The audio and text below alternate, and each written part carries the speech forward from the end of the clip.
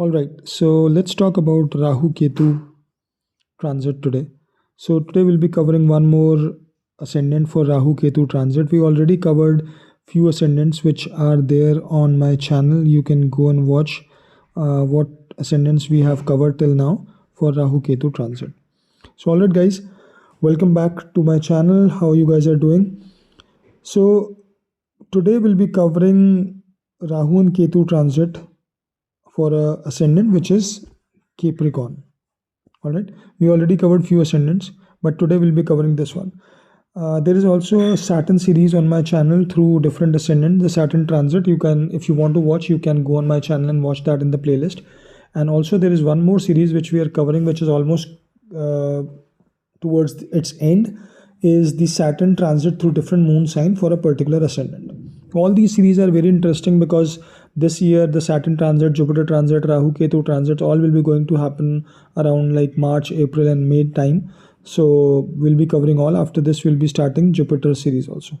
Okay, so let's start the video. But before that, one more thing is that I'm putting daily articles on my website, which is shikharvats.com, and presently I'm covering the series of planets through nakshatra, in which I'm covering moon through different nakshatra nowadays. And so nakshatras are very important to check your different like to check your personality, your married life, your finances, your career. And through nakshatra you can check it to a very minute level, and very minute things you can check, because nakshatras are very important, which is not easily predictable just by seeing a planet in a particular sign and house.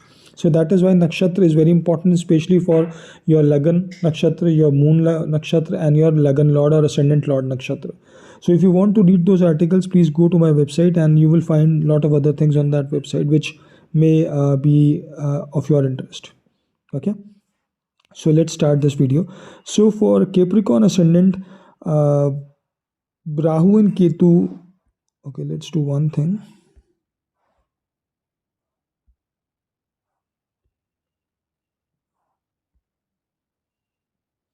Rahu and Ketu currently are transiting in their third and ninth house in the sign of Pisces and Virgo.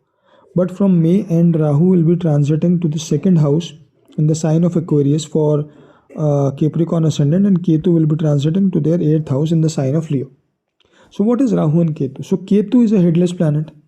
Ketu is about contraction. Ketu is about letting go of things. Ketu is about detachment. Ketu is about meditation, spirituality, isolation. Ketu is a Ketu. I told you that it's a headless planet. Okay, so and Ketu represent heights. Ketu represents pointed things. Ketu represent flag. So all these things are represented by Ketu. Now what is Rahu? Rahu represents, Rahu is your desire. Rahu is a planet with head only, not the body, so it is very intelligent, analytical. Rahu is darkness. Rahu is illusion. Rahu is the greed. Rahu is the thing which you or everyone in this life are attracted towards. Rahu is about new age technologies. Any new age technology is represented by Rahu. Rahu is about politics. Rahu is about film industry. So all these things are represented by Rahu. Now what is eighth house? So eighth house is about sudden gains and losses, sudden ups and downs. So it's a house of like where events takes place, may take place very quickly, and it's a house of ups and downs. Okay, so eighth house is about mysticism, occult, astrology, research and analysis kind of things, secrecy. It's a house of hidden secrets. Okay, now what is and it's a house of your in-laws. It's the second house of your marriage, so it's the starting of your marriage. Now second house is the house of your family. It's the house of your speech, the food you intake, throat. It's the house of your income. It's the house of your family, which represents like Kutum Sthan. Okay, that is what all Rahu represents. Sorry, second house represents. Now when Ketu is in the eighth house, what it represents, what it shows. So Ketu, as I've told you, that it will take you away from the things or let go of the things. So whatever eighth house represents, it will take you away from those things. Like it can take you or may show like your interest will get less towards astrology, occult, research, analysis, and like learning about the hidden secrets, all those things. Okay, when Ketu will be transiting here. But again, these all are very general predictions because it may change or may not change depending upon the other planets, if there are planets sitting in this house or aspecting this house and the dispositor of these houses. So a lot of things will be changed. So Ketu can also give you a little bit of detachment during this period from your in-laws, or a separation, not separation but distance. Okay, so all these things Ketu can do while sitting in the 8th house. Ketu, in some cases, can give accidents also, but it totally depends on the position of Mars and your which dasha is going on. Okay. Now, Rahu in the second house represents or will show that a person may be facing a lot of anger issues during this placement or transit. But this anger will be like a soda fizz, comes up and goes away pretty quickly. Also, there is a chance that person may start speaking some bad words to other, which may offend or can create problem for you. So be very careful on that. Rahu there will give you a lot of expenditure. So you guys may be spending more on you or your family. Okay. Rahu also can take you away from the family, or it shows traveling like to a distance place, like foreign travels also. But foreign travel, you have to see 12th house, 4th house and the dasha you are running, then only you can make a prediction that okay, this person will be traveling during this period to foreign lands. Rahu, as I told you, that it's a head, so it doesn't have a body, so don't know how much it is consuming. So this is the house of food and Rahu is sitting there, so maybe you can start consuming a lot of food, and that too of junk. So you have to be careful about your health and especially about your stomach. Okay, so all these things Rahu will going to make an impact when it is sitting in the second house.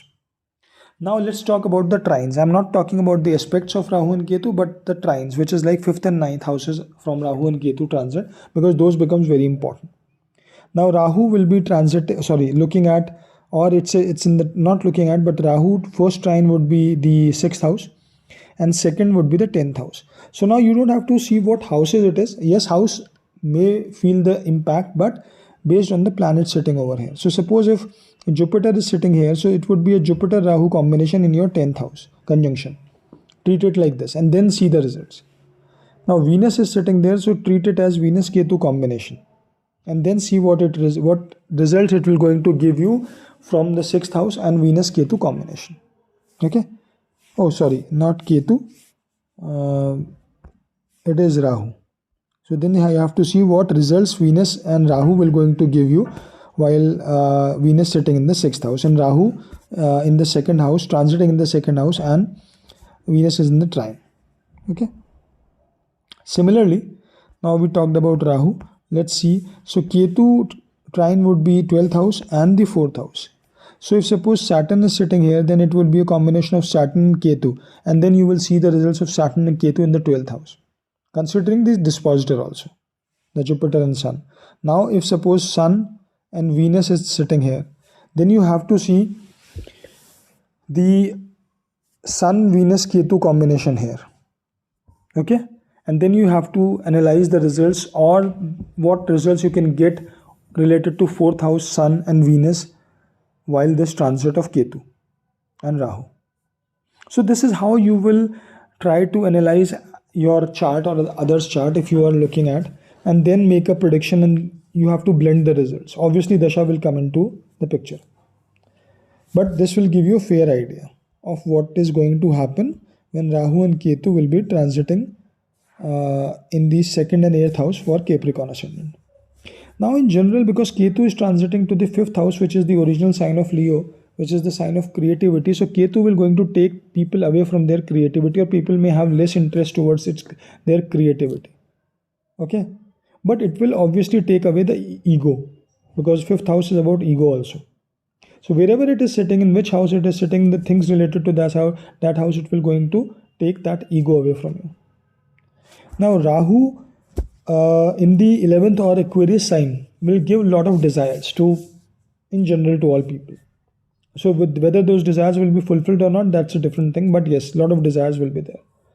People will be attracted more towards social networking, internet, technology, all these things, rather than focusing on their, or maybe rather than looking towards their own creativity. So those are in general, very general, high level things which Ketu and Rahu will going to have an impact when they will be transiting to Leo and Aquarius sign. All right.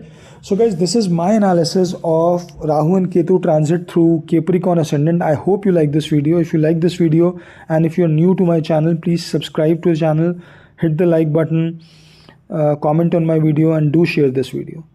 And also I've made a video, I've uploaded that I've started YouTube membership. So if you guys are interested in taking those memberships for early answer to your questions, also to have the live sessions and getting answers to your questions over there, so please do join those memberships. You can just go and click on the join button and you see the different membership options over there. I've also put the link to the description. Okay, all right guys, see you in the next video. Thanks, bye.